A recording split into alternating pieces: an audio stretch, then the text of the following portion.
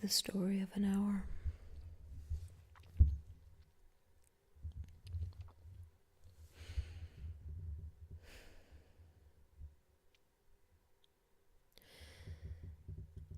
Knowing that Mrs. Mallard was afflicted with a heart trouble, great care was taken to break to her as gently as possible the news of her husband's death.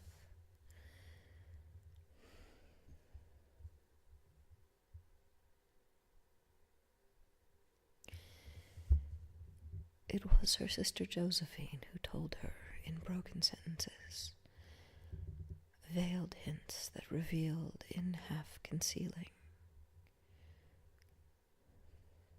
Her husband's friend Richard was there too, near her. It was he who had been in the newspaper office when intelligence of the railroad disaster was received, with Brentley Mallard's name leading the list of killed. He had only taken the time to assure himself of its truth by a second telegram, and had hastened to forestall any less careful, less tender friend in bearing the sad message.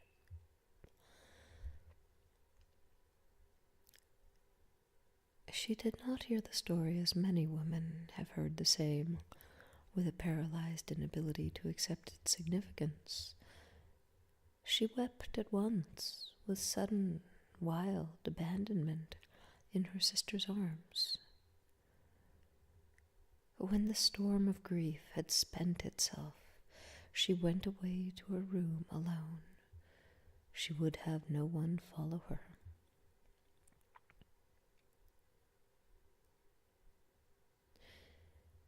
There stood, facing the open window, a comfortable, roomy armchair.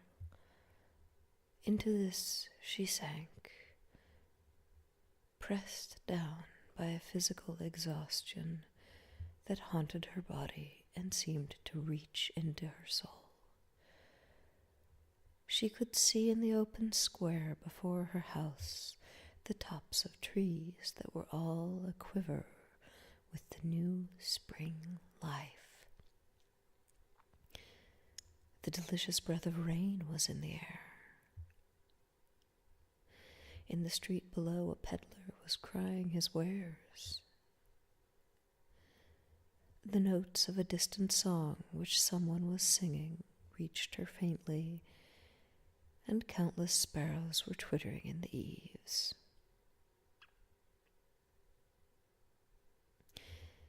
There were patches of blue sky showing here and there through the clouds that had met and piled one above the other in the west facing her window.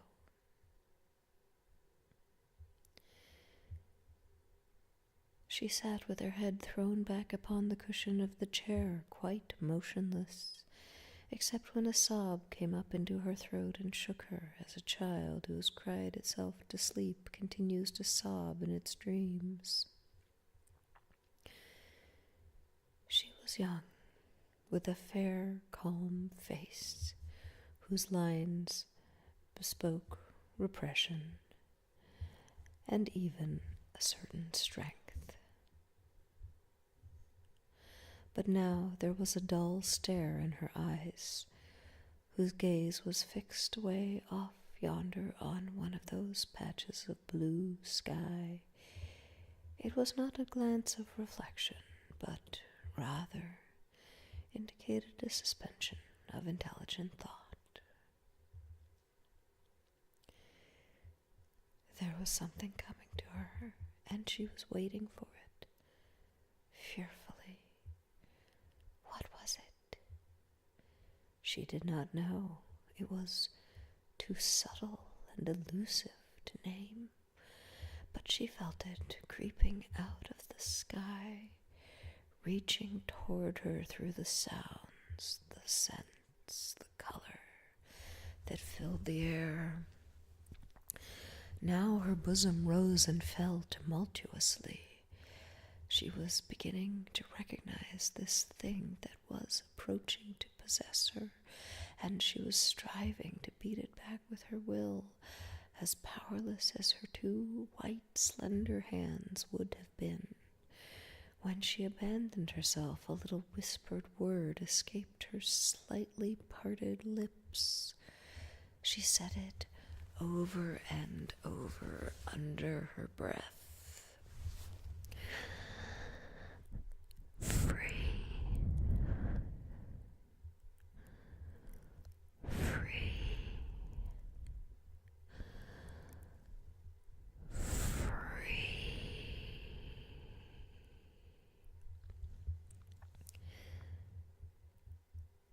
The vacant stare and the look of terror that had followed it went from her eyes.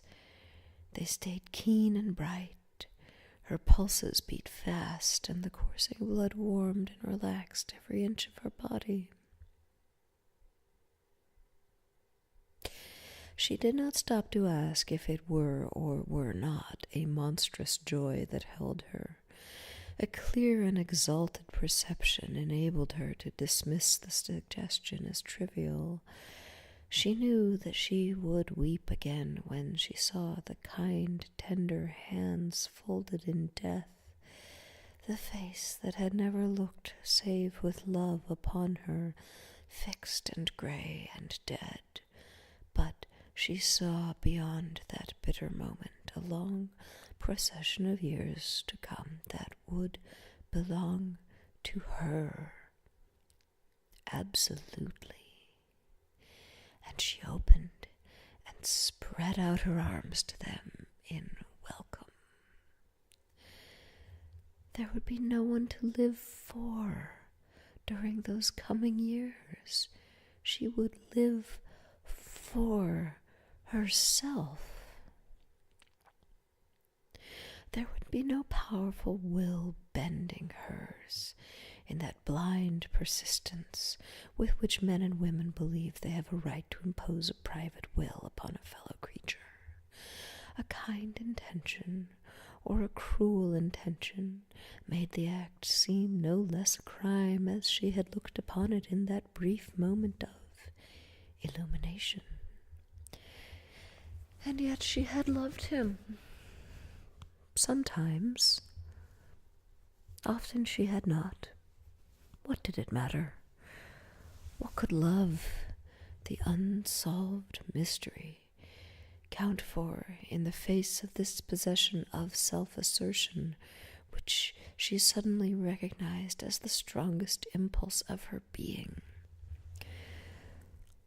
Free, body and soul. Free, she kept whispering. Josephine was kneeling before the closed door, with her lips to the keyhole, imploring for admission. "Louise, open the door! I beg, open the door! You'll make yourself ill. What are you doing, Louise? For heaven's sake, open the door!" "Go away. I am not making myself ill." No. She was drinking in a very elixir of life through that open window. Her fancy was running riot along those days ahead of her, spring days, summer days, and all sorts of days that would be her own. She breathed a quick prayer that life might be long. It was only yesterday she had thought with a shudder that life might be long. She arose at length and opened the door to her sister's importunities. There was a feverish triumph in her eyes, and she carried herself unwittingly like a goddess of victory. She clasped her sister's waist, and together they descended the stairs. Richards stood waiting for them at the bottom.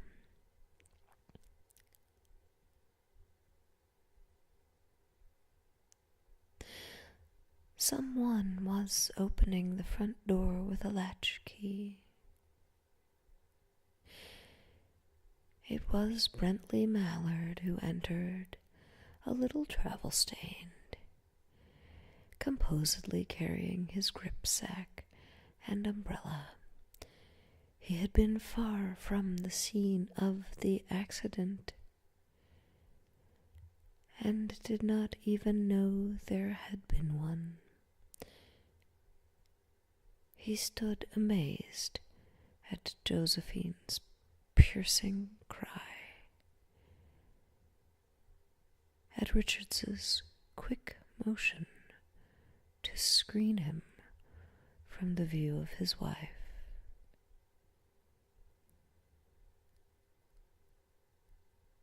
When the doctors came, they said she had died of heart disease, of the joy